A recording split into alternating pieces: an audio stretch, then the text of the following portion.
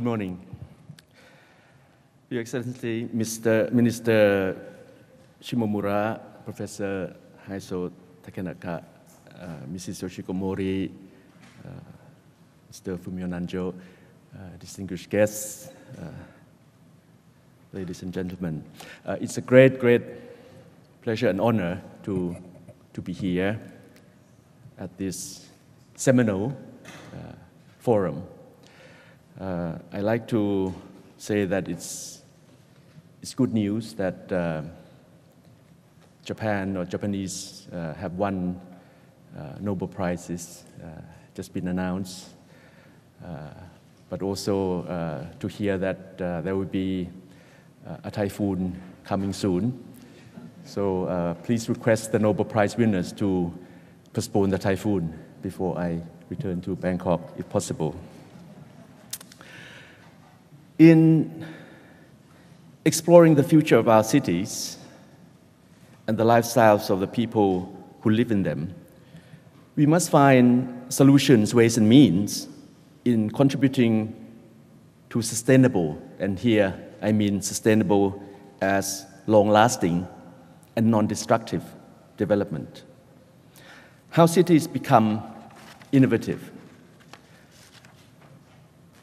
Cities are projected as innovative because creative people make them.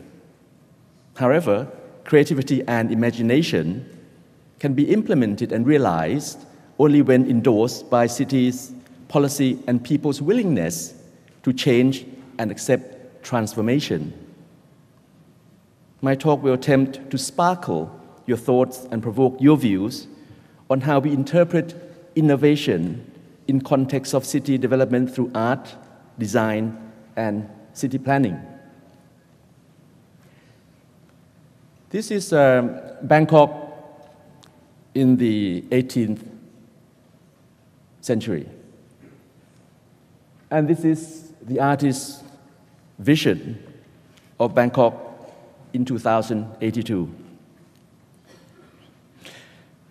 Chaos and creativity are keywords which I will be talking in my lecture to reveal that Western perception and criteria of innovative city or creative city, especially by UNESCO standard, needs to be challenged as they tend to stress on urban regeneration, tourist destination, creative economy, and global consumption. In the age of chaos and disasters, innovative city and creative city needs to be defined and expanded as we face with increasing frequency of natural and socio-political catastrophes that occur with sudden force and trauma. To be innovative, cities have to be adaptable to typhoons, earthquakes, tsunamis, simmering volcanoes, floods, landslides, plagues, viruses, and so on.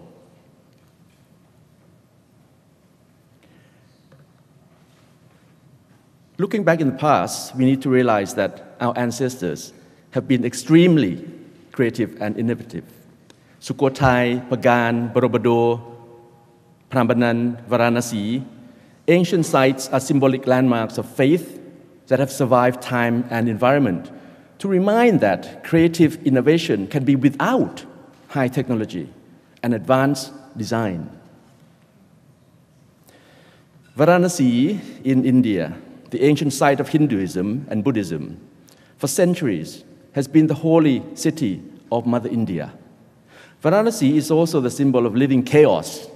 Innovation, prosperity, and hygiene are strange words, as citizens practice ritual where they throw corpses daily into the river Ganga and drink water.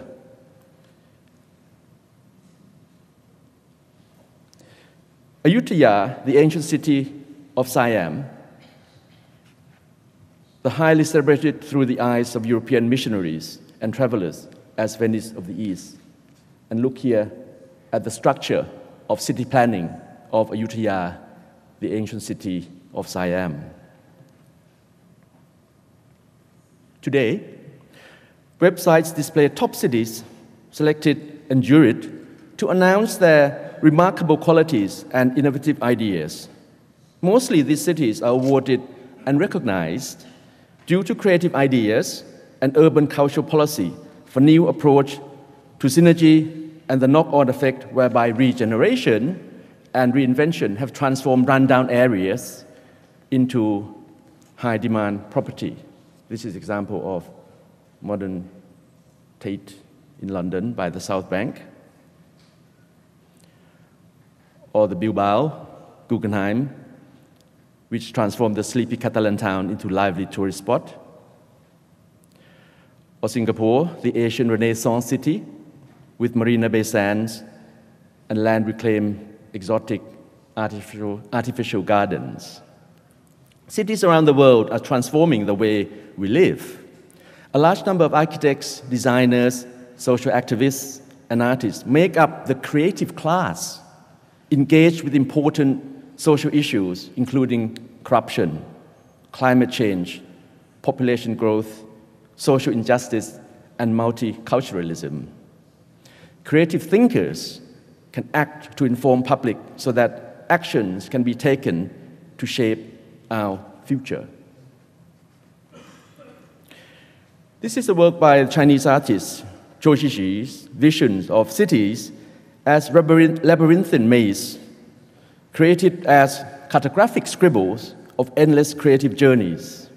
Zhou's cities are real places such as Shanghai and Beijing, as well as utopian cities of never-ending layers of mess and conundrum.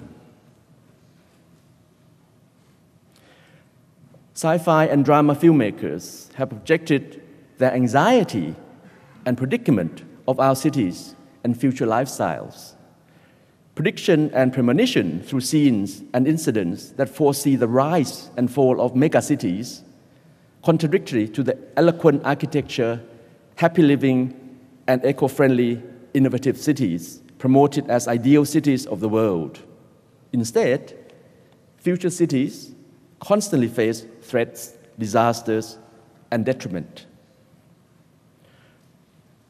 On the other hand, producers of films such as Hangover 2, that you see here, Only God Forgives, or Lost in Thailand, use Bangkok as setting for their movies. In these cases, Bangkok is projected as innovative city, but is not created as innovative city, but one of complicated and uncontrollable mega city.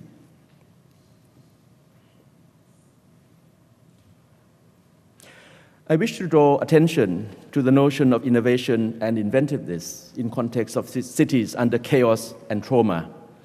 Some cases of chaos from natural disasters and political movement in Thailand. For example, the tsunami in the south of Thailand in 2004, the red shirts and the yellow shirts schism, the Great Flood in 2010, and the demonstrations that led to military coup d'etat in 2014.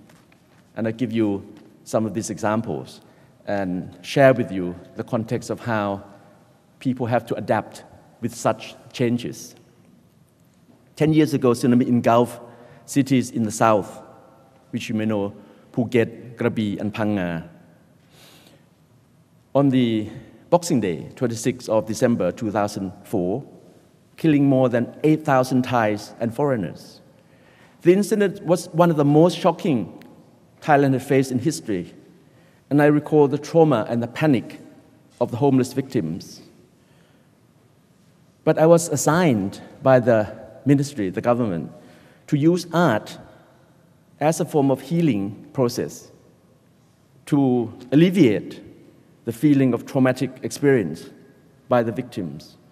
And this became a very, very memorable experience whereby artists, designers, creative thinkers volunteered to go down to these 3 provinces and create and design activities for the people over there.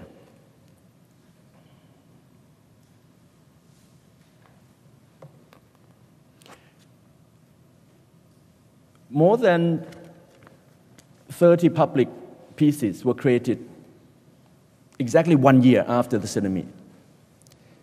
You imagine how we had to clear the beaches, the detriment, the debris. But within 1 year, these artists managed to create new pieces for this occasion.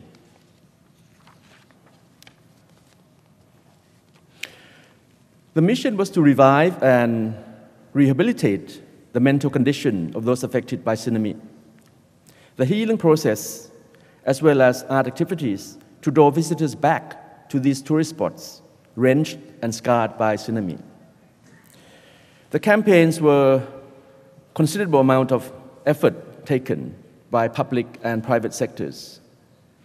Many victims became hydrophilic, whereby they were scared of water, and we had to find ways and means to let them be more focused, be more assured of what they are living and the ways they practice in life. So the process became one of that. I asked the artists to be involved. First of all, Thai artists, the ones who volunteered. But also we contacted international artists because, as you know, the news were internationally widespread. So some of the artists abroad also became very much involved. Yoshide Monara immediately answered that he would take part. But his view was that the trauma of people was realized, but the trauma of animals should not be forgotten. So he created this piece called Phuket Dog. And surprisingly, this Phuket Dog, after 10 years, is still standing at Patong Beach.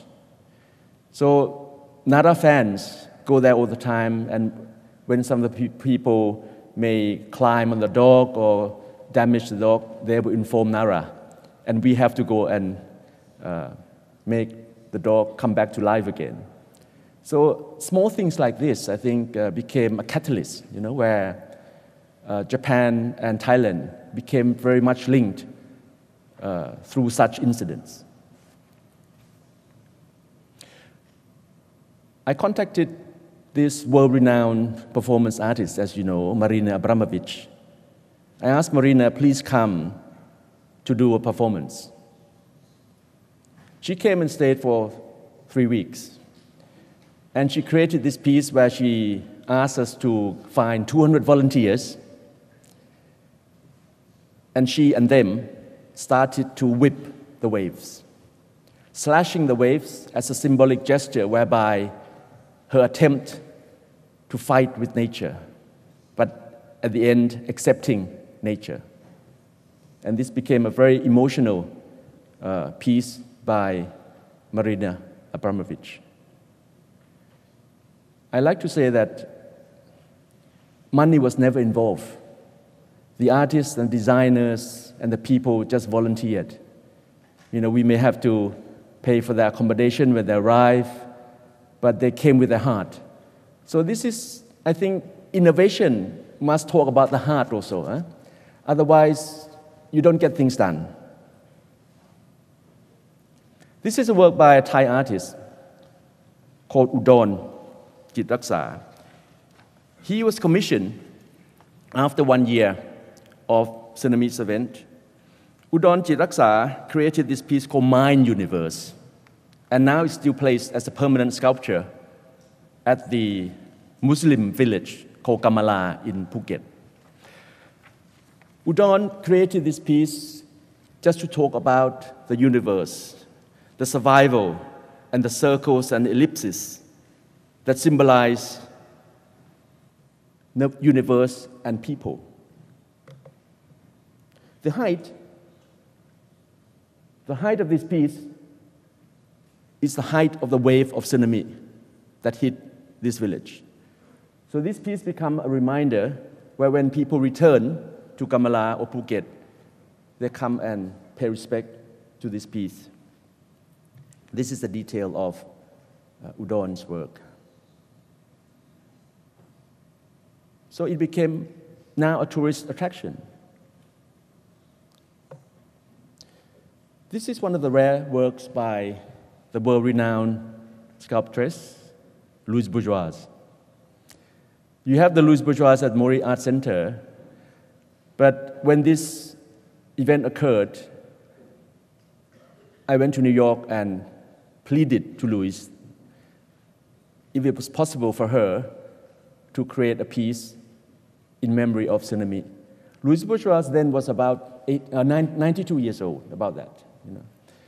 So she took a while, but I did not know whether she knew of this event. But in her studio in New York, she said, "Oh, I saw it on TV, and I would like to do something."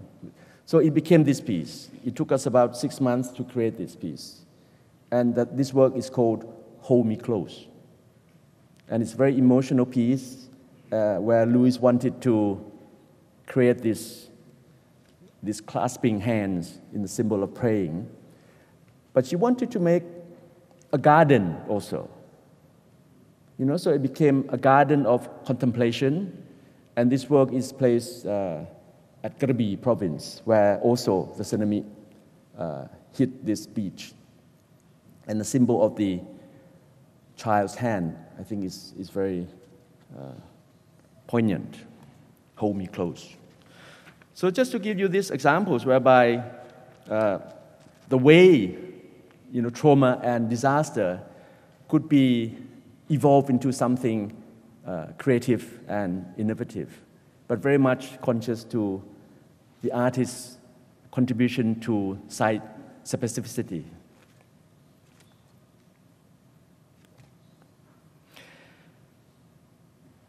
During 2006 to 2014 until this year, there were many activities regarding turmoil, as you know, in Thailand. But don't forget that Bangkok became the most desired city to be visited 4 years in a row. So how do we manage this? How do we initiate ways of living and creating during such turmoil? And I'd like to give you some examples.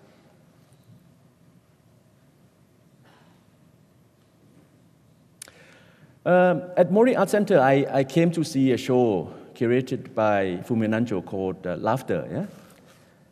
And I was very much inspired to do a piece at the inaugural exhibition of the Bangkok Art and Cultural Center in Bangkok. So I entitled the exhibition Traces of Siamese Smile. And this was during the turmoil, like activities outside, but we had to open the art center. And this space is like 9 floors, and you might have been there, some of you, and the spaces are very, very spacious, very big. So we invited about 150 artists and designers to create their definition of traces of Siamese Smile. Many Thai artists, of course, but also international artists.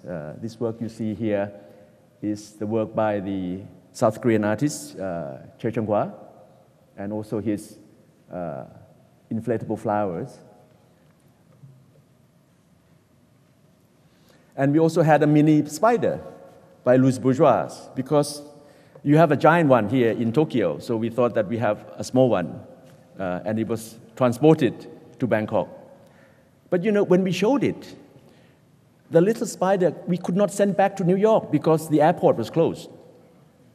So our spider had to sit in the crate at Suvarnabhumi International Airport until the events of political skirmishes calmed down. Also works by Montien Bunma, the famous late Thai artist. Works by David Mack, works by many, many artists. Even 2 paintings here by a leading artist, Piriya, who painted portraits of our Queen. Follow that, the events in Bangkok continue to be full of tensions.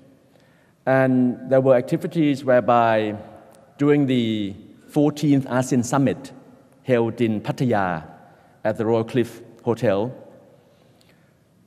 there were some events whereby the meeting had to be dispersed abruptly and sending Bangkok into a standstill where there were lots of demonstrations and riots. So what we did was created Bangkok Bananas.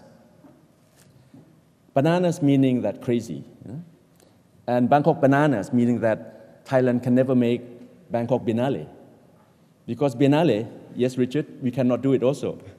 So we had to create an event whereby Bangkok Bananas became maybe annual activities. And here, the creative class, which I call them, really came out in force. And we did works inside and outside. Outside meaning during the curfew hours, where the military was still, very much to be seen. So Bangkok Bananas became an invigorating event whereby a lot of people came out and enjoyed themselves. We showed films during the night, we showed performances at Siam Paragon or the Central, the main shopping areas, equivalent to maybe your Shibuya or Ginza. So we just wanted to send a message that despite everything, creativity survives and fun survives. I will talk about street art in a few minutes later, but just to show you that during those times, people had to adapt. And Bangkok became very innovative and creative because these people made them so.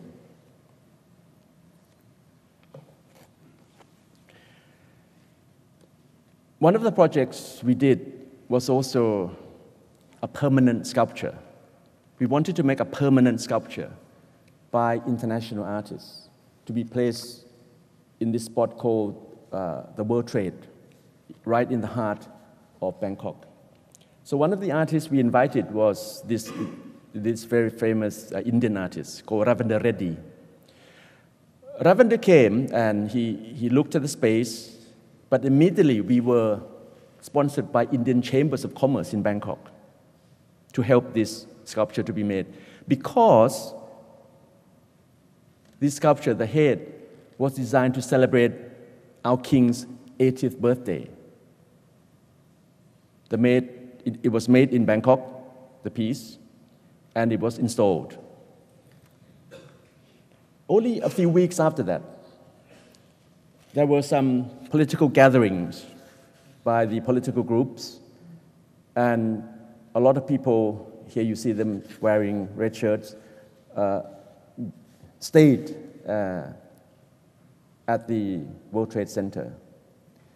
And eventually, there was this very unfortunate event where there was burning of this department store. And the sculpture became almost misinterpreted, that a lot of people thought that it was symbol of bad omen or Kali, but it was not. Reddy's intention was to make a beautiful piece in honor of Bangkok as a creative city. But anyway, we had to suffer this. And this image, I'm sure you saw, it was spread worldwide. This was 3 days after the event. But the whole of the area there, the center and the heart of Bangkok, became almost deserted, And the mission, again, how to bring back life and the sparkle to the city. This is Louis Vuitton deserted. Sad to say, but we will come back to this image, Louis Vuitton, again.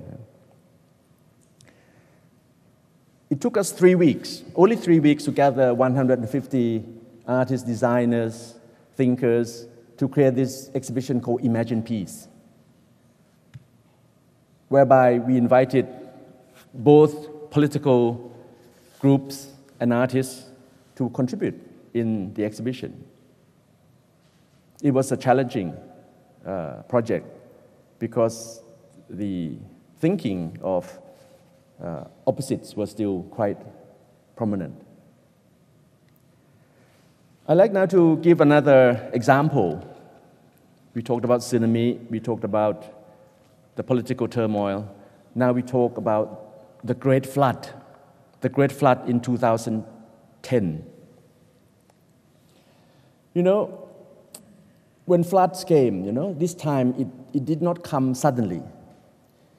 It became a slow process where the deluge moved from north to south. They called it slow tsunami. And the psychological trauma was not fast.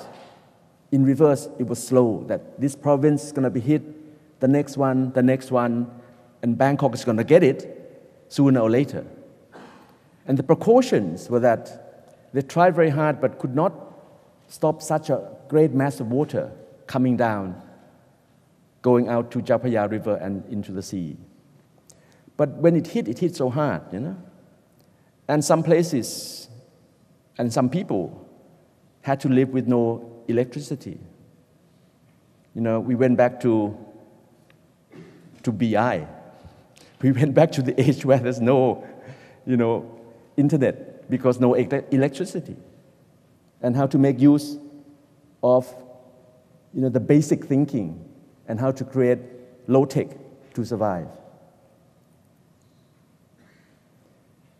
When you cannot travel anywhere, when you're on the 50th floor of condominiums and you can't go up because the elevators don't work, how do you live?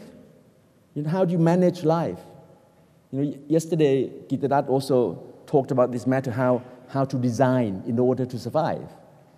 So it was almost like going back to the basics, whereby the essentials were necessary, and design and creativity had to be thought very fast. Like this. You know, there used to be bridges and streets, but when it's like covered with water, how do people manage? You know, so the bridges, the tollways became parking lots, but because people could not travel anywhere. Here is the factory site by Japanese company in Ayutthaya, totally submerged, and all these automobiles were ruined. Also, Thai International could not fly because full of water, and the airport, one of the airports had to be closed, Don Mueang International Airport. But people, after a while, their sense of humor came back. And the way people managed to survive was quite incredible. Live as you like, inspired by AP. AP is company, it's not Apinan Poshyananda, it's AP. Yeah?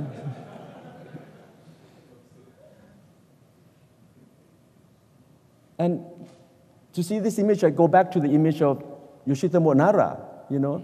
How do people manage, you know? But the pets have to live also, you know, how to feed them. You know, they have to find water, they have to find food. But colliding ideas became quite productive. And people who are not artists, you know, Ito-san said, you know, designers, you know, urbanists, engineer, these people had to be, you know, make do instant creative thinkers. Like this, how to help your friend. Or like this, how to help your friend swim across the river. Or like this.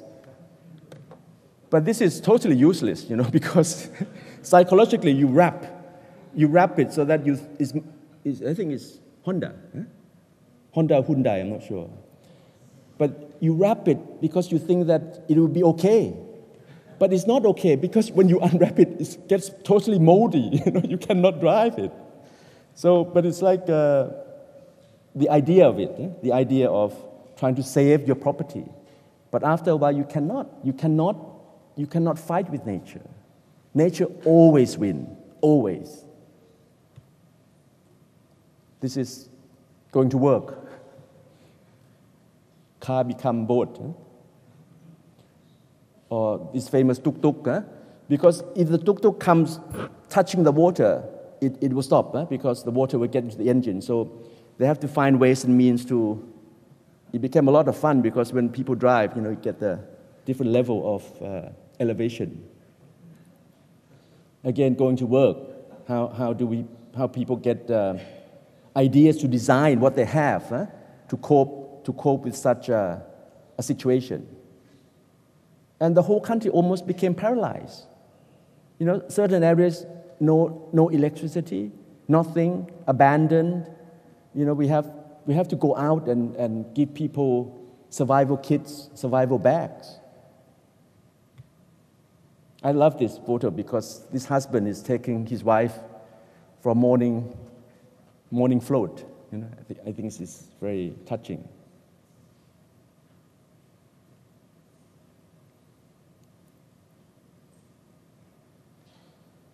So just to stress that when you find yourself in certain corners, situations, you have to become low-tech designers.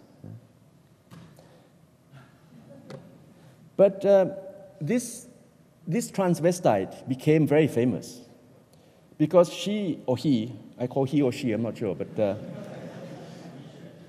she was stranded in his house and didn't know what to do, so he put it on the Facebook, Facebook, and people became interested. And he began to make his own mermaid kit, and people loved him. His or her name is Paul, now a very famous person. So you get the sense of humor, and design can be anywhere. Another artist I want to mention because he showed at the Mori Art Center is called Phontavisak Rimsakul. Phontavisak also designed this, how to make art functional using tires and pedals and part of the automobile. This design was in the exhibition called Let's Panic. Let's Panic. And this became his work. And he actually used it to go around and became very, very attractive, and people loved it. Obviously, sometimes it broke down, like now, because artists sometimes don't design well. They only think.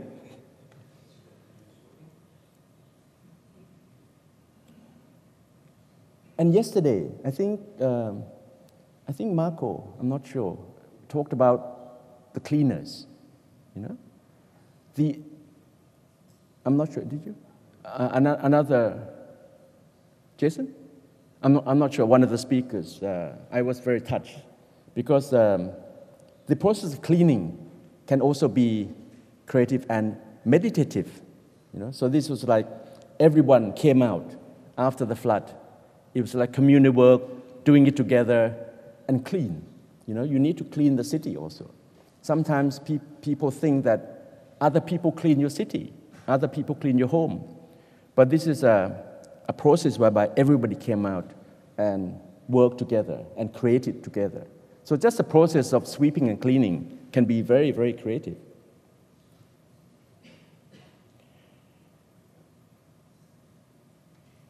After the flood came another event whereby Bangkok again stopped and got jolted. Lots of, again, demonstrations. These are all people, and they all come out. This is the very symbolic monument, our democracy monument. But after a while, demonstrations became fashionable and creative. And I just like to look at this point of view, whereby demonstrations became a lot of fun. Again, Louis Vuitton, very symbolic spot where, this also became the mass of people.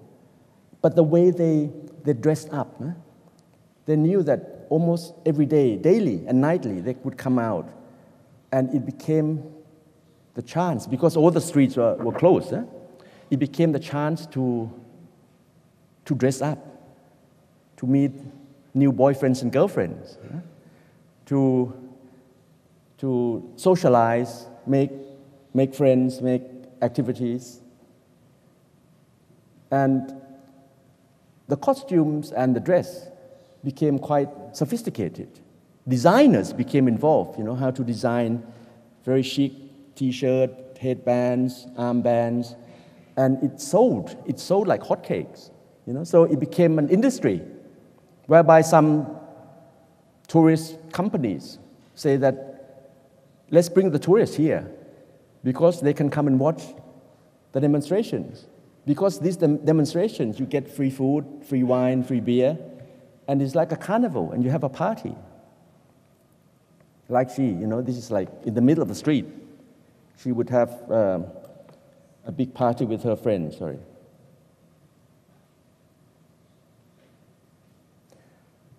Also, catwalks. Catwalks on the street, plays, stand-up comedies, all these events became like a biennale, like an art festival. So accidentally, we could not make Bangkok Biennale, but this became an event whereby more people enjoyed. They didn't call it art, they call it event. Even on the streets, artists painted the streets, painted the city. The city of Bangkok became the canvas for the artists. And they came out of the galleries. They moved out of the galleries, and they created works for the masses, for the people.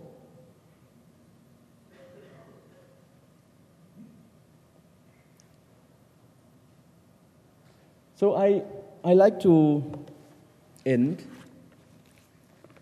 by showing this picture of when the event of 22nd of May this year occurred, where there was a coup d'etat. The coup d'etat was bloodless, like most coup d'etats in Thailand anyway. But the coup d'etat was seen as inevitable and necessary.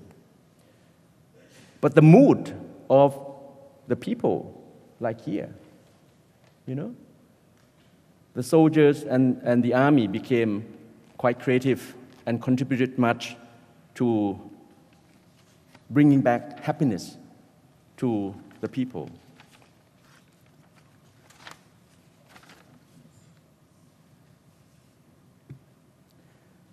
This is I end with this slide.